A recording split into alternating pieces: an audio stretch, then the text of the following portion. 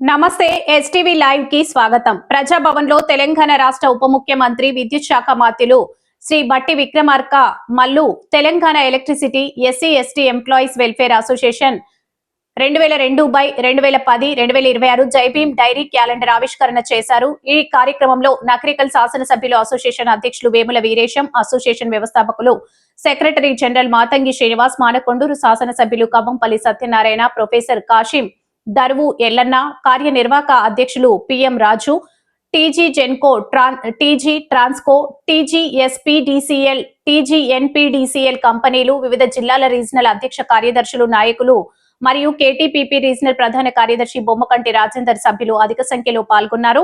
మాతంగి శ్రీనివాస్ విద్యుత్ ఉద్యోగులు ఎదుర్కొంటున్న పలు సమస్యలు డిప్యూటీ సీఎం కి వివరించగా, ఈ సందర్భంగా గౌరవ తెలంగాణ రాష్ట్ర ఉప ముఖ్యమంత్రి వర్యులు మాట్లాడుతూ, విద్యుత్ సంస్థల్లో పనిచేస్తున్న ఎస్సీ ఎస్టీ ఉద్యోగులు, కార్మికులు, ఆర్టిజన్ కార్మికులు, మహిళా ఉద్యోగులు ఎదుర్కొంటున్న పలు సమస్యలు సాధ్యమైనంత త్వరగా కేబినెట్ సమావేశం ఏర్పాటు చేసి పరిష్కారం చేయడం జరుగుతుందని తెలిపారు. ప్రొఫెసర్ గారు కాశీం గారు, అట్లాగే విద్యుత్ సంస్థల్లో పనిచేస్తున్నటువంటి ఎస్సీ ఎస్టీ ఉద్యోగ సభ్యులందరికీ, అట్లాగే అసోసియేషన్ వారికి కూడా,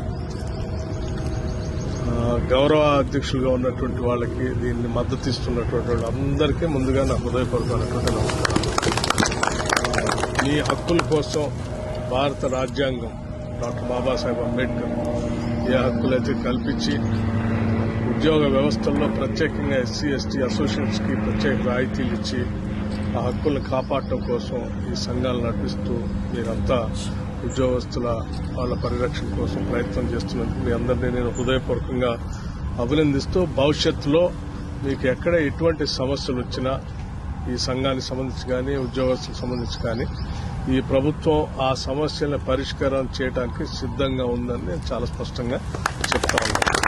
అవి ఎటువంటి సమస్యలైనా ఆ సమస్యలన్నింటినీ అడ్రస్ చేస్తా ఉన్నాం. వచ్చిన 2 సంవత్సరాల నుంచి కూడా మీ గతంలో విద్యుత్ శాఖలో ఉన్నటువంటి మంత్రులు కానీ ప్రభుత్వం కానీ ఏ రకంగా మిమ్మల్ని చూసిందో మీకు తెలుసు. ఈ ప్రభుత్వం ప్రజాప్రభుత్వం, ముఖ్యమంత్రి రేవంత్ రెడ్డి గారి నాయకత్వంలో వచ్చినటువంటి ఇందిరమ్మ ప్రభుత్వం, కాంగ్రెస్ ప్రభుత్వం వచ్చిన తర్వాత ఏ రకంగా ఉద్యోగస్తుల్ని, మీ సంఘాలని ఎప్పుడు సమయం అడిగినా అప్పుడు సమయం ఇస్తున్నాం. ఎప్పుడు మీరు సమస్య మా దృష్టి తీసుకొచ్చినా ఆ సమస్య పరిష్కారం కోసం చేస్తున్నాం.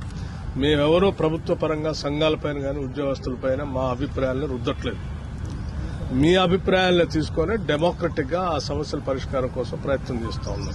సో దీన్ని మీరందరూ కూడా సహకరించి హర్షిస్తారని ఆశిస్తూ, భవిష్యత్తులో మీ సమస్యలన్నింటినీ ఇదే రకంగా గతంలో ఎట్లా అడ్రస్ చేశాము భవిష్యత్తులో కూడా చేస్తామని మీ అందరికీ సవినయంగా మనవి చేస్తూ, నేను బడ్జెట్ సమావేశాలు 10 గంటల నుంచే మొదలు